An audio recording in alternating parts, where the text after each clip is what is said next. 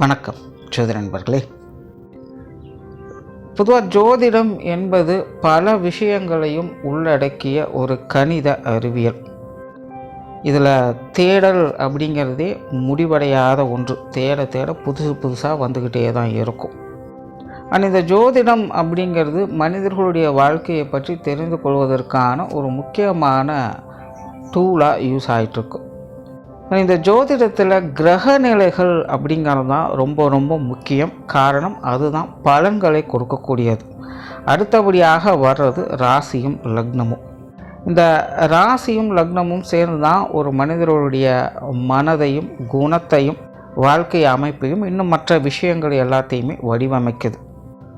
ஏற்கனவே நம்ம சேனலில் இந்த ராசியும் லக்னமும் சேர்ந்த நிலைகளில் என்ன மாதிரியான பலன்கள்லாம் இருக்கும், எப்படிப்பட்ட விஷயங்கள் காரியங்கள் உறவு முறைகள்லாம் அவங்களுக்கு அமையுது, எதெல்லாம் அவங்களுக்கு சாதகமாக இருக்குது, எதெல்லாம் அவங்களுக்கு பாதகமாக இருக்குது, அவங்களுடைய வாழ்க்கை எதை நோக்கி போகுது அப்படிங்கிறத பற்றியெல்லாம் சொல்லியிருப்போம்.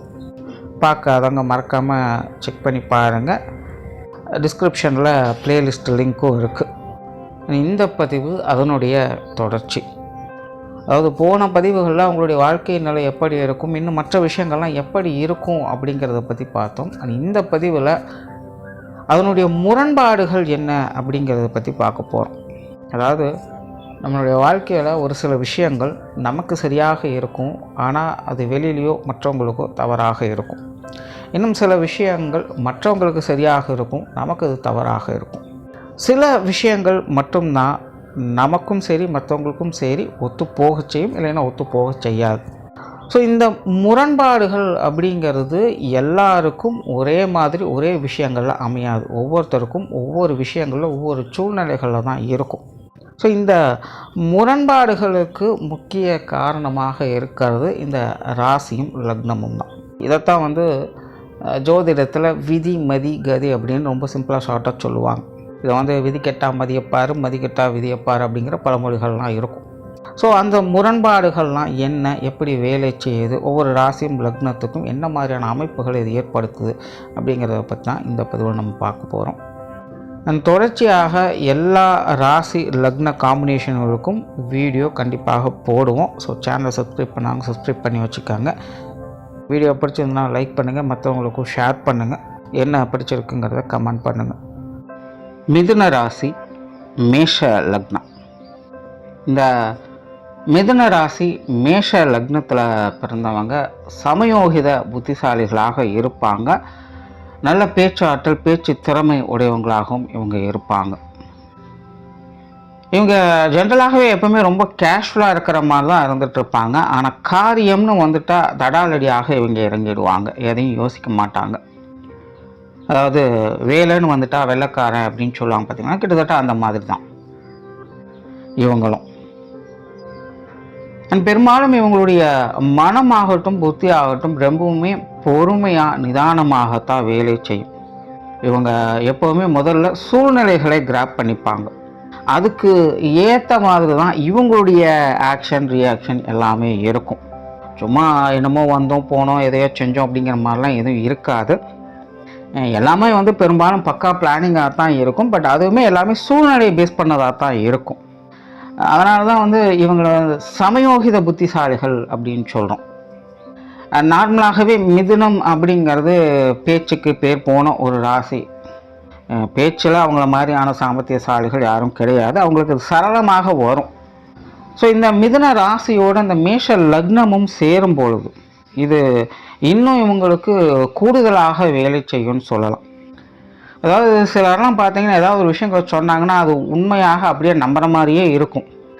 ஆனால் அதெல்லாம் உண்மையிலேயே உண்மையாக பொய்யா அப்படிங்கிறதெல்லாம் கடவுளுக்கு தான் வெளிச்சம். ஆனால் அவங்க அதை சொல்லும்போது மற்றவங்களால் நிராகரிக்கவே முடியாது. அந்த மாதிரி அவங்க சாமர்த்தியமாக பேசுவாங்க. அது உண்மையிலேயே ஒரு பெரிய திறமை தான். அது அவங்களுடைய ஆற்றலாக வெளிப்படுது. இது இந்த மிதுன ராசி மேஷ லக்னத்துக்கு முழுவதுமாக வேலை செய்யும். ஸோ இந்த ஒரு ஆற்றலை அவங்க எப்படி பயன்படுத்துகிறாங்க அப்படிங்கிறதெல்லாம் அவங்களோட சுய ஜாதக அமைப்புகள் சொல்லும். பட் எது எப்படியோ இவங்களுக்குள்ள இந்த ஆற்றல் இருக்குது அப்படிங்கிறது உறுதி. மிதுன ராசி மேஷ லக்னத்தினுடைய முரண்பாடுகள் அப்படின்னு பார்த்தோம்னா, இவங்க பெரும்பாலும் பட்டும் படாமலும் தொட்டும் தொடாமலும் தான் இருப்பாங்க. அதாவது மற்றவங்க விஷயங்களில் தன்னுடைய தேவை, தன்னுடைய குறிக்கோளுக்கு, தன்னுடைய லட்சியங்களுக்கு முக்கியத்துவம் கொடுக்கக்கூடியவங்க. ஸோ அதற்காக இவங்க எந்த எல்லைக்கு வேணாலும் போவாங்க. என்ன வேணாலும் செய்யலாம், என்ன வேணாலும் பேசலாம், எப்படி வேணாலும் இருக்கலாம் அப்படிங்கிற ஒரு மைண்ட் செட் இவங்களுக்குள்ளே இருக்கும். அதாவது நிஜம் அப்படிங்கிறது வேறு, யதார்த்தம் அப்படிங்கிறது வேறு அப்படின்னு சொல்லுவாங்க. இதில் இந்த மிதுன ராசி மேஷ லக்னத்தை சேர்ந்தவங்க எப்போவுமே இந்த யதார்த்தத்தை தேடி தான் போவாங்க. அதனால் இவங்களுடைய அணுகுமுறைகளாகட்டும் அல்லது இவங்களுடைய மைண்ட் செட்டே ஆகட்டும் கொஞ்சம் முரண்பாடாக தான் இருக்கும் மற்றவங்களை கம்பேர் பண்ணும் பொழுது. உண்மையிலேயே அவங்க என்ன யோசிக்கிறாங்க, அவங்க என்ன செய்ய போகிறாங்க அப்படிங்கிறது யாராலுமே யோசிக்கவே முடியாது. பல நேரங்களில் அது அவங்களுக்கே தெரியாது அப்படிங்கிறதுலாம் உண்மை. ஏன்னா இயற்கையாகவே இவங்க ஒரு தேடல் மனப்பான்மை கொண்டவங்களாக இருப்பாங்க. இவங்களுடைய லட்சியங்களை நோக்கி ஏதோ ஒரு ஆராய்ச்சியிலே இருப்பாங்க. இதை செஞ்சு அப்படி போயிடலாமா, அதை செஞ்சு இப்படி ஆயிடலாமா அப்படிங்கிற மாதிரியே ஓடிக்கிட்டே இருப்பாங்க, எதையாச்சும் ஒன்று தேடிட்டு துரத்திட்டு. பல நேரங்களில் ஒரு ஸ்டடினஸ் அப்படிங்கிறது இவங்களுக்கே இருக்காது. ஒரு புரியாத புதிர்களை தேடி போகக்கூடிய வாழ்க்கை நிலை அல்லது மனோநிலை தான் இவங்களுக்கு இயற்கையாகவே அமைஞ்சிருது. அதனால் இவங்க பெரும்பாலும் தன்னுடைய விஷயங்களை காட்டிலும் மற்றவங்களுடைய விஷயங்களில் பட்டும் படாமலும் தொட்டும் தொடாமல் தான் இருப்பாங்க. இவங்களுக்கு இந்த லவ் அண்ட் அஃபெக்ஷன்லாம் இருக்குது அப்படின்னு சொல்கிறத விட அது இருந்தாலும் இல்லாத மாதிரி தான் அவங்க இருப்பாங்க. அதெல்லாம் உங்களுக்குள்ள ஆழமாக இருந்தாலுமே அதை என்றைக்குமே வெளிக்காட்டவே மாட்டாங்க. எல்லா உறவுகளுமே அவங்க கரெக்டாக மெயின்டைன் பண்ணுவாங்க. என்னதான் கேர் அண்ட் அஃபெக்ஷன் இருந்தாலும் அதை என்றைக்குமே எஸ்டாப்ளிஷ் பண்ணவே மாட்டாங்க. முதல்ல வேலையை பார்ப்போம், அப்புறம் மற்ற விஷயங்களை பார்க்கலாம் அப்படிங்கிற மாதிரி ஓடிக்கிட்டே இருப்பாங்க.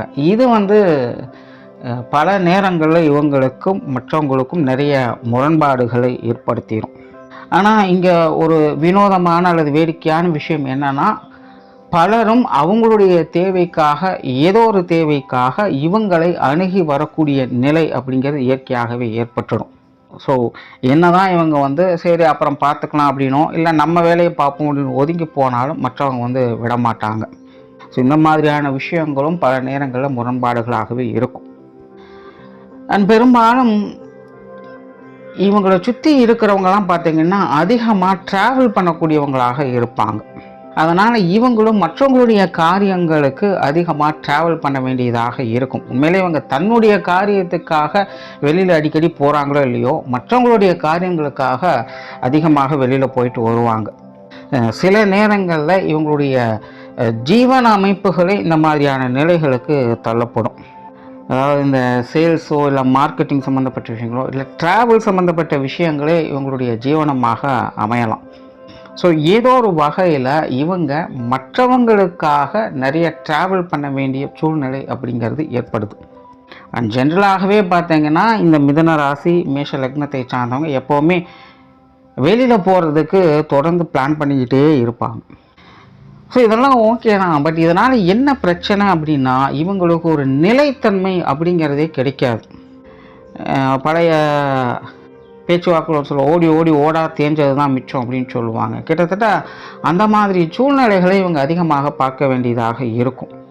காரணம் இயற்கையாகவே மக்களுடைய குணம் என்ன அப்படின்னா, அவங்களுடைய தேவை முடிஞ்சது அப்படின்னா கை கழுவி விடுறது தான்.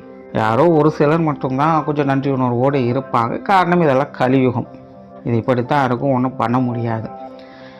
ஸோ இங்கே மிதுன ராசி மேஷ லக்னம் அப்படின்னு வரும்போது மற்றவங்களுடைய தேவைக்காகவே இவங்க ஓடிக்கொண்டு இருக்காங்க. அதில் பலரும் பயனடைகிறாங்க, அதில் இவங்களும் கொஞ்சம் பயனடைஞ்சுக்கிட்டு தான் இருக்காங்க. அதெல்லாம் எந்த பிரச்சனையும் இல்லை.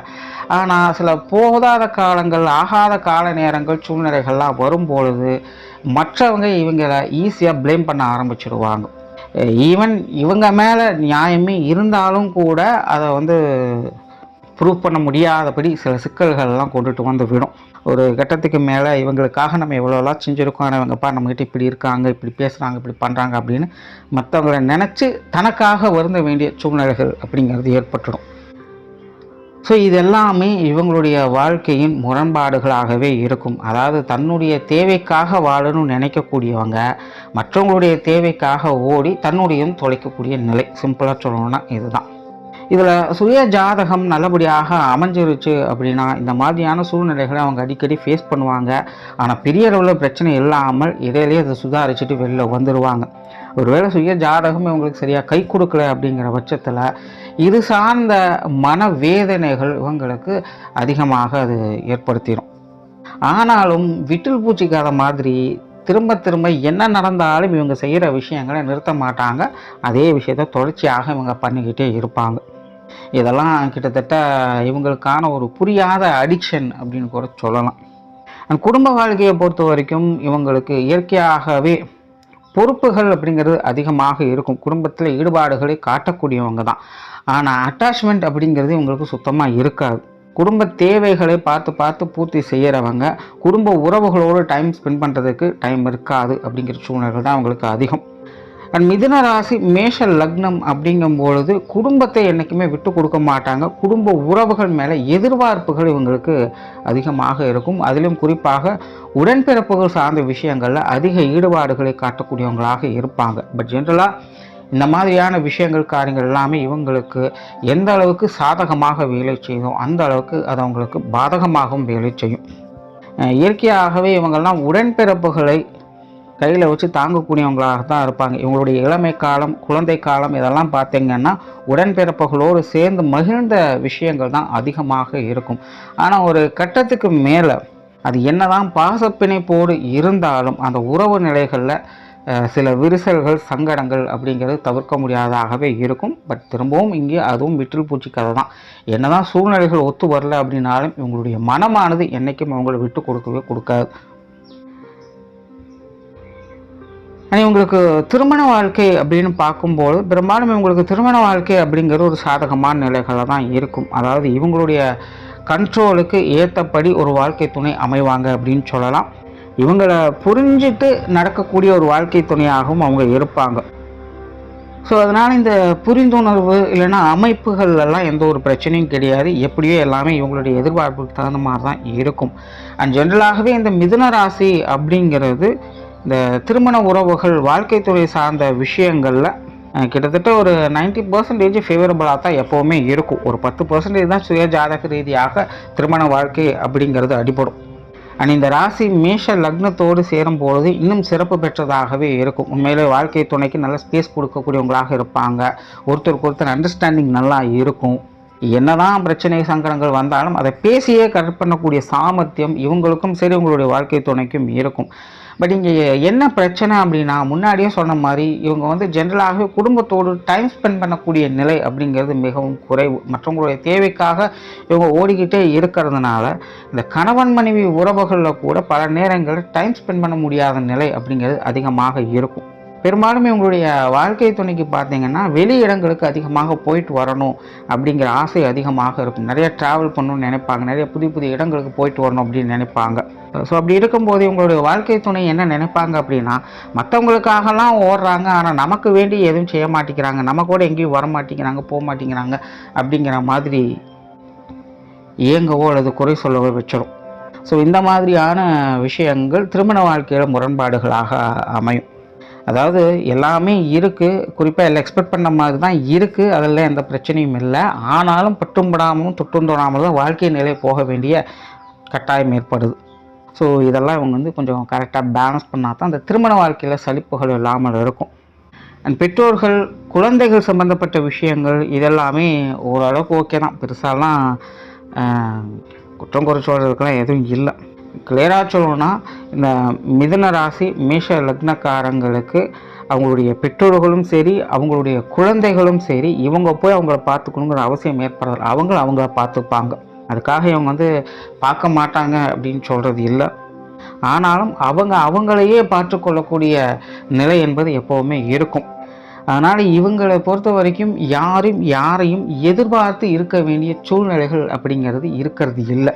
பட் இதுவே கூட பல வீடுகளில் பிரச்சனையாக இருக்கும். அது உங்களுக்கு புரியும்னு நினைக்கிறேன். ஸோ அது சார்ந்த காரசாரமான விவாதங்கள், பேச்சுவார்த்தைகள், முரண்பட்ட கருத்துக்கள் அப்படிங்கிறதெல்லாம் நிறையவே உங்களுடைய குடும்பங்கள் இருக்கும். உன்னை நம்பி நான் கிடையாது, என்ன நம்பி நீ கிடையாது அப்படின்னாலாம் பேசிகிட்டு இருப்பாங்க. அடிக்கடி பேசலை அப்படின்னாலும் கூட அவங்களுக்குள்ள அந்த உணர்வுகள், அந்த தாக்கங்கள் அதிகமாகவே இருக்கும். அதனால் அவங்கவுங்கள பார்த்துப்பாங்க. உறவினர்கள் நண்பர்கள் சார்ந்த விஷயங்கள் இதெல்லாமே இவங்களுக்கு நல்லபடியாகவே அமையும். ஜென்ரலாகவே இந்த மிதுன ராசி மேஷ லக்னம் அப்படின்னா முன்னாடியே சொன்னேன், தன்னுடைய தேவைக்காக இவங்க வாழ்ந்தாலும் மற்றவங்களுடைய தேவைக்காக தான் ஓடிக்கொண்டு இருக்காங்க. அதில் குறிப்பாக இந்த உற்றார் உறவினர்கள் நண்பர்களுடைய விஷயங்கள் காரியங்கள் அதிகமாகவே இருக்கும். ஸோ இவங்களுடைய விஷயங்கள் காரியங்கள்லாம் வாலண்டியராகவே இவங்க மூக்கு நுழைக்கக்கூடியவங்களாக இருப்பாங்க. பெரும்பாலும் நண்பர்களுடைய காரியங்களில் அதிக ஈடுபாடுகளை காட்டக்கூடியவங்களாக இருப்பாங்க. பட் பிரச்சனை என்னென்னா, முன்னாடியே சொன்ன மாதிரி அவங்கவுங்க காரியம் முடிஞ்சது அப்படின்னா கை கழுவக்கூடிய நிலை அப்படிங்கிறது உண்டு. அது இந்த போதாத காலகட்டங்கள் ஆகாத காலகட்டங்கள் வந்துச்சுன்னா இது அதிகமாக நடைபெறும். ஸோ அந்த மாதிரியான காலகட்டங்களில் மட்டும் இந்த உற்றார் உறவினர்கள் நண்பர்கள் வகையெல்லாம் இவங்க கொஞ்சம் கவனமாக இருக்கணும். இல்லை அப்படின்னா அது இவங்களுக்கே பேக்ஃபயர் ஆகிடும். என்னதான் நல்லதையே செஞ்சாலும் அது கெட்டது அப்படிங்கிற மாதிரி மற்றவங்க பேச ஆரம்பிச்சிடுவாங்க. ஸோ அதெல்லாம் இவங்க கொஞ்சம் கரெக்டாக பார்த்துக்கணும். அண்ட் ஜென்ரலாகவே இந்த மிதுன ராசி மேஷ லக்னம் அப்படிங்கும்பொழுது ஆன்மீக தொடர்புடைய விஷயங்கள் காரியங்கள் அதிக ஈடுபாடுகளை காட்டக்கூடியவங்களாக இருப்பாங்க. அது சார்ந்த விஷயங்கள் காரியங்கள் உங்களுக்கு ஈடுபாடுகள் அதிகமாக இருக்கும். பெரும்பாலும் இவங்க சுற்றி இருக்கிறவங்களே பார்த்திங்கன்னா ஆன்மீக சிந்தனை மேலோங்கியவங்களாக இருப்பாங்க. எப்போவுமே ஏதாவது கோயில் குளங்களுக்கு போயிட்டு வர்றது, ஆன்மீக நிமித்தமாக ஏதாவது ஒரு விஷயங்கள் காரியங்களை செஞ்சு கொண்டே இருக்கு. இந்த மாதிரியான ஆட்களுடைய பழக்க வழக்கங்கள் இவங்களுக்கு அதிகமாக இருக்கும். ஸோ மற்றவங்களோடு சேர்ந்து இந்த தீர்த்த யாத்திரை, புனித யாத்திரை இந்த மாதிரியான விஷயங்களை செய்யக்கூடியவங்களாக இருப்பாங்க. ஸோ ஆன்மீக ரீதியான பிரயாணங்கள், அதுவும் குறிப்பாக மற்றவங்களோடு சேர்ந்து வெளியில் ட்ராவல் பண்ணக்கூடிய நிலை அப்படிங்கிறது இவங்களுக்கு அதிகமாக இருக்கும். ஸோ இவங்களுடைய வயது முதிர்ந்த காலத்தில்னால் பெரும்பாலும் இவங்களுக்கு இந்த ஆன்மீக நாட்டம் அப்படிங்கிறது அதிகமாகவும் செய்யும். ஸோ இதெல்லாம் எந்த பிரச்சனையும் இல்லை, தவறும் கிடையாது. பட் முரண்பாடுகள் அப்படின்னு பார்க்கும்போது சிலர்லாம் பார்த்திங்கன்னா இளம் வயதிலேயே இந்த ஆன்மீக விஷயங்கள் காரியங்களை ஈடுபாடுகளை காட்ட ஆரம்பிச்சிடுவாங்க. அதுக்குள்ளேயே மூழ்கி இருக்கவும் ஆரம்பிச்சிடுவாங்க. மற்ற விஷயங்களை கண்ணும் காணாமலும் விட்டுடுவாங்க. ஸோ சுய ஜாதக ரீதியாக இந்த ஆன்மீக கிரகங்களுடைய தொடர்புகள் ஏற்பட்டுடுச்சு அப்படின்னா இளம் வயதிலே இவங்க சன்னியாசியாகவும் மாற ஆரம்பிச்சிடுவாங்க. இல்லை அப்படின்னா சந்நியாச வாழ்க்கை அப்படிங்கிற மாதிரி இவங்களுடைய வாழ்க்கை நிலை அப்படிங்கிறதே மாறி எல்லாமே இருக்கும். ஆனால் இவங்க ஒரு பற்றற்றவங்க மாதிரி சன்னியாசிகள் போல் அப்படியே எல்லாத்துலேயும் பட்டுப்படாமல் அமைதியாக சாந்தமாக இருந்துக்கிட்டு இருப்பாங்க. ஸோ இதெல்லாம் கொஞ்சம் முரண்பாடுகளாக அமையும். அதாவது ஆற்றுல ஒரு கால் சேத்துல ஒரு கால் மாதிரி இந்த மாதிரியான விஷயங்கள்லாம் ஆகிடும். ஸோ இதெல்லாம் இவங்க கொஞ்சம் பார்க்க வேண்டியதாக இருக்கும். ஸோ ஓவராலாக இந்த மேஷ லக்னம் மிதுன ராசி அப்படிங்கிறது உண்மையிலேயே மிகுந்த சாமர்த்தியசாலிகள். இவங்களுக்கு அனுபவ அறிவு அப்படிங்கிறது அதிகம். நிறைய இடங்களுக்கு இவங்க போயிட்டு வரக்கூடிய நிலை இருக்கிறதுனால நிறைய பழக்க வழக்கங்கள்லாம் ஈஸியாக அவங்க தெரிஞ்சுப்பாங்க. பட் என்னதான் அனுபவசாலிகளாக இருந்தாலும் அதையெல்லாம் இவங்களுக்காக சரியான முறையில் எப்படி பயன்படுத்திக்கிறாங்க அப்படிங்கிறதெல்லாம் இவங்களுடைய வாழ்க்கை நிலை என்பது அடங்கி இருக்கு. நன்றி, வணக்கம், வாழ்க வளமுடன்.